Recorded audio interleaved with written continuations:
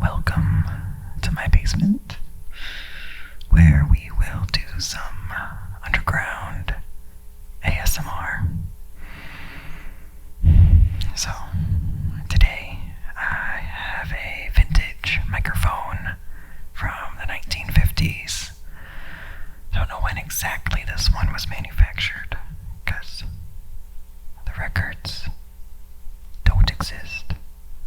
But we can tell that it is from before 1956.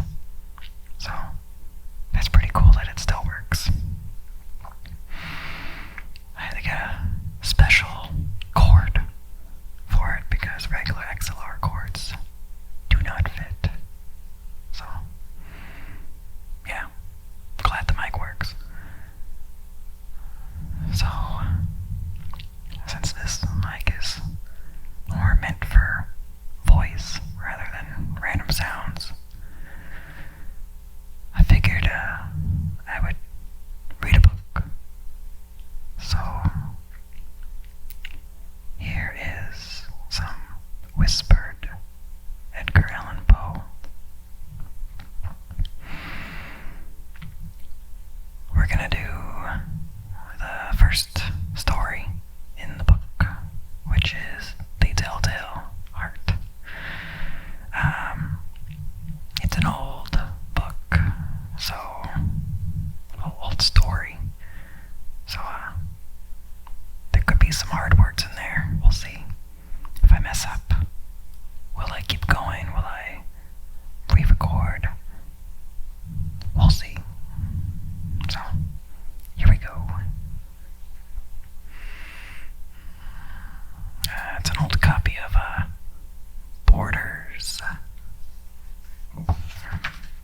Borders Classics. Rest in peace, Borders books.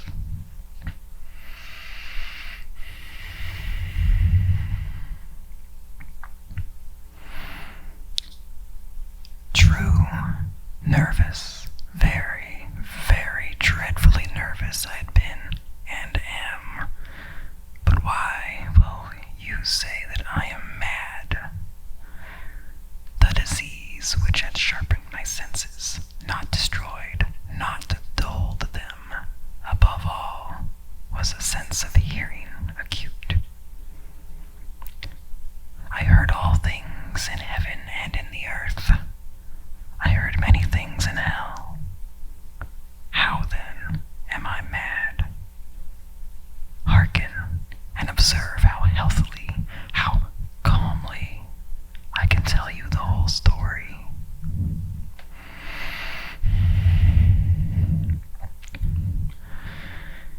It is impossible to say how first the idea entered my brain, but once conceived, it haunted me day and night. Object, there was none. Passion, there was none. I loved the old man. He had never wronged me. He had never given me insult. For his gold, I had no desire. I think it was his eye. Yes, it was. He had the eye of a vulture, pale, blue eye, with a film over it.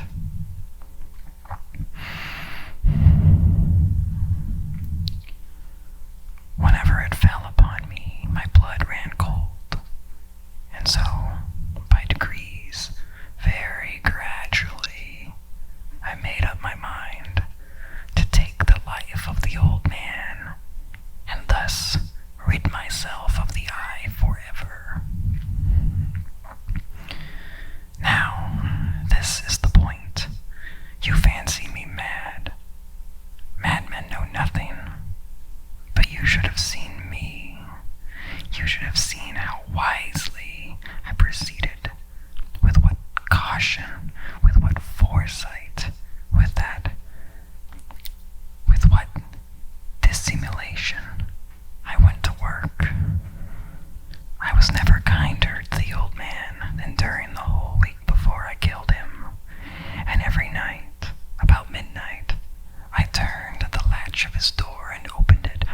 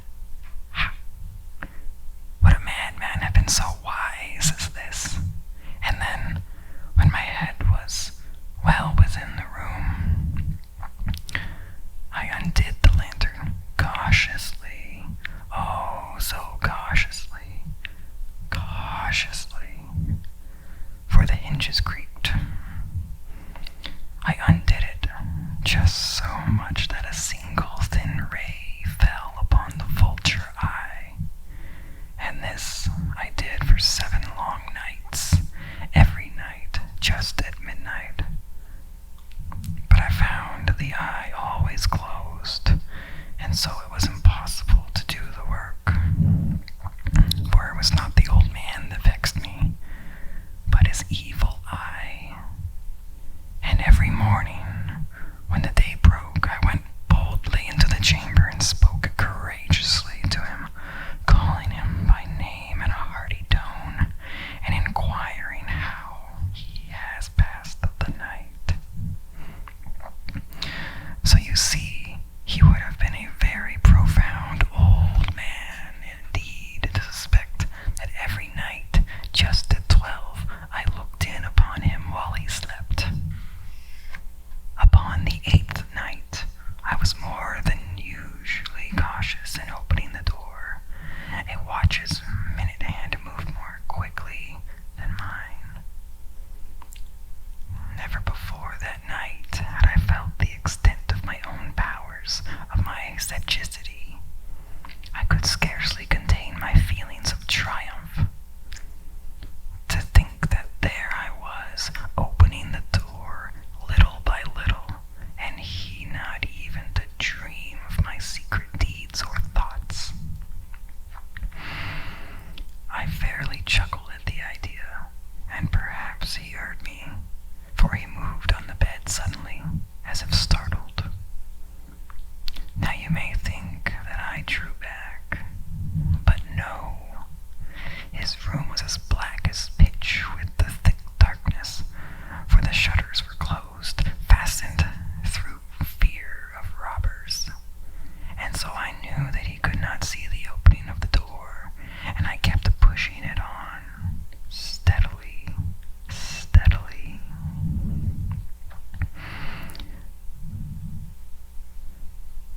I had my head in, and was about to open the lantern when my thumb slipped upon the tin fastening, and the old man sprang up in bed, crying out, "Who's there?"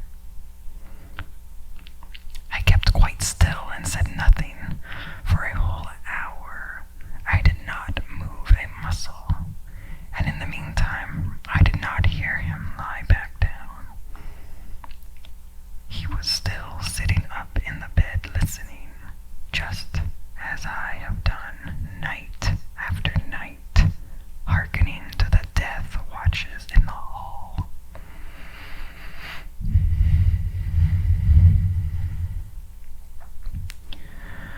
Presently, I heard a slight groan, and I knew it was the groan of mortal terror. It was not a groan of pain or of grief. Oh no. It was the low, stifled sound that arises from the bottom of the soul when overcharged with awe. I knew the sound well. Many a night, just at midnight when all the world slept, it has welled up from my own bosom, deepening with its dreadful echo the terrors that distracted me. I say I knew it well.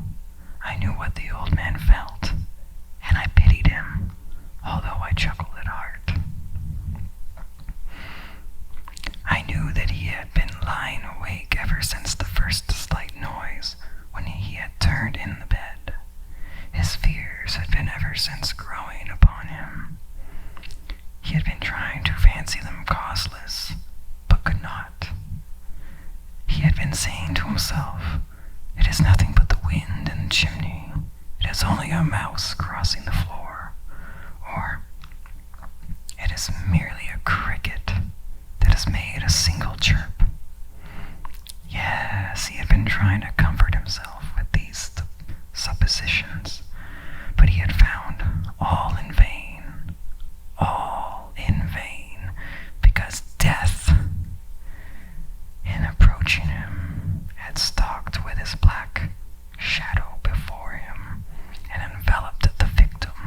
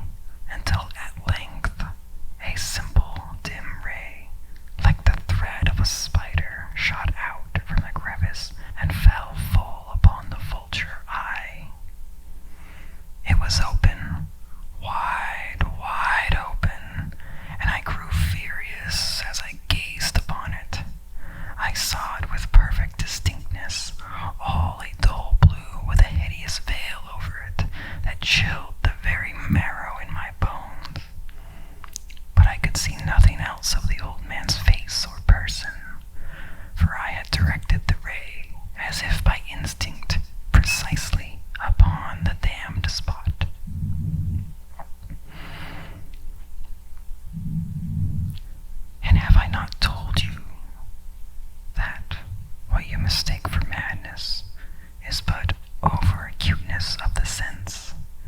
Now I say, there came to my ears a low, dull, quick sound, such as a watch makes when enveloped in cotton. I knew that sound well, too. It was the beating of the old man's heart. It increased my fury, as the beating of a drum stimulates the soldier into courage. But even yet, I refrained and kept still. I scarcely breathed. I held the lantern motionless. I tried how steadily I could maintain the ray upon the eye. Meantime, the hellish tattoo of the heart increased. It grew quicker and quicker and louder every instant. The old man's terror must have been extreme. It grew louder, I say louder, every moment. Do you mark me well? I have told you that I am nervous. So I am.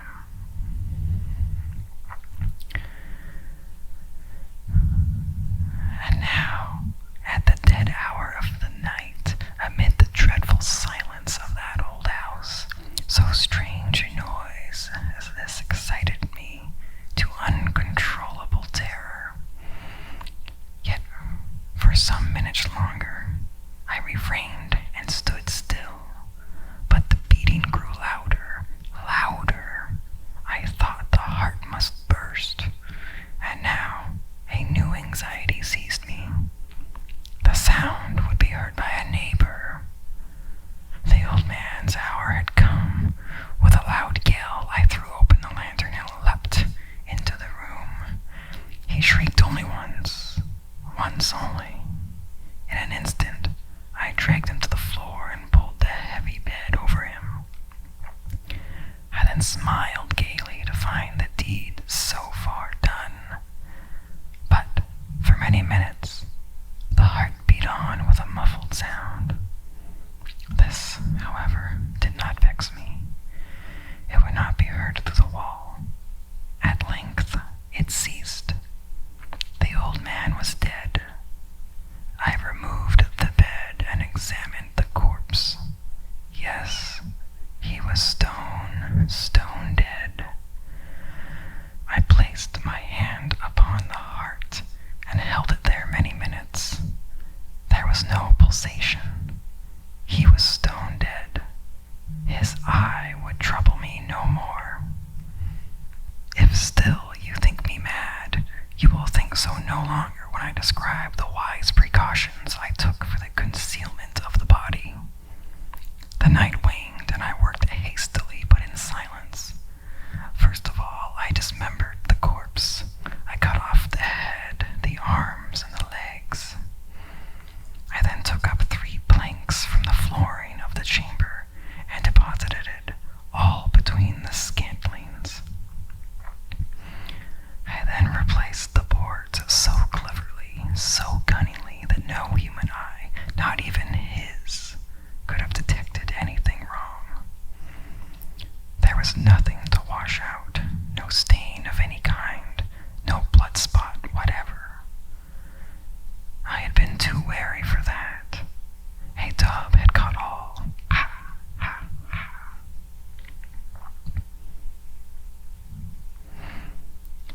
When I had made an end of these labors, it was 4 o'clock, still dark as midnight.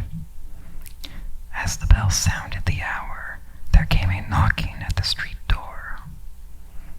I went down to open it with a light heart, for what had I now to fear?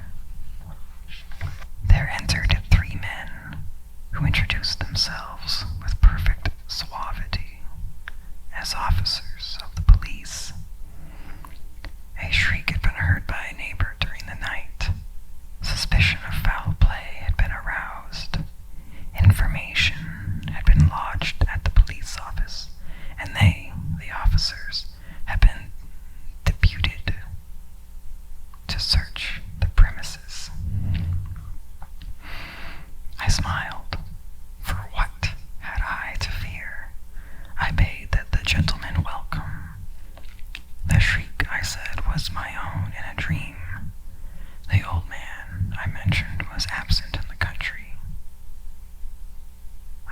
took my visitors all over the house. I bade them search well. I led them at length to his chamber. I showed them his treasures, secure, undisturbed.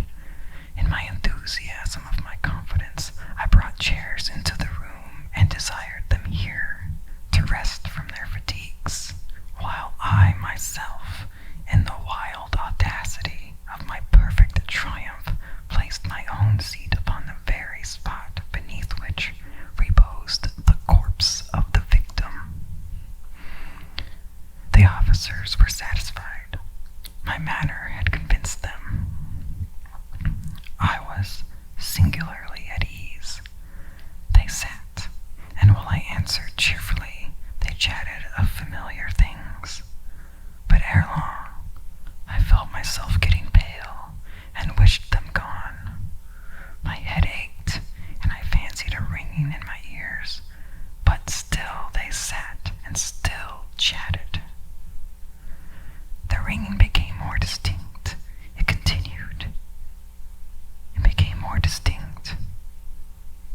I talked more freely to get rid of the feeling, but it continued and gained definiteness until, at length, I found that the noise was not within my ears. No doubt, I now grew very pale, but I talked more fluently and with a heightened voice, yet the sound increased, and what could I do? It was a low, dull, quick sound, much such a sound as a watch makes when enveloped in cotton. I gasped for breath, and yet the officers heard it not. I talked more quickly, more vehemently, but the noise steadily increased. I arose and argued about trifles in a high key and with violent gesticulations, but the noise steadily increased. Why would they not be gone?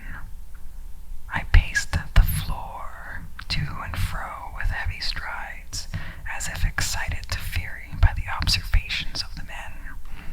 But the noise steadily increased. Oh God, what could I do? I foamed, I raved, I swore. I swung the chair upon which I had been sitting and grated it upon the boards, but the noise arose over all and continually increased. It grew louder, louder, louder, and still the men chatted pleasantly and smiled. Was it possible they heard not? Almighty God, no, no, they heard, they suspected, they knew. They were making a mockery of my horror. This I thought, and this I think. But anything was better than this agony. Anything was more tolerable than this derision. I could bear those hypocritical smiles no longer. I felt that I must scream or die, and now, again, hark, louder, louder, louder, louder. Villains, I shrieked. Dissemble no more. I admit the deed. Tear up the planks. Here, here. It is the beating of his hideous heart.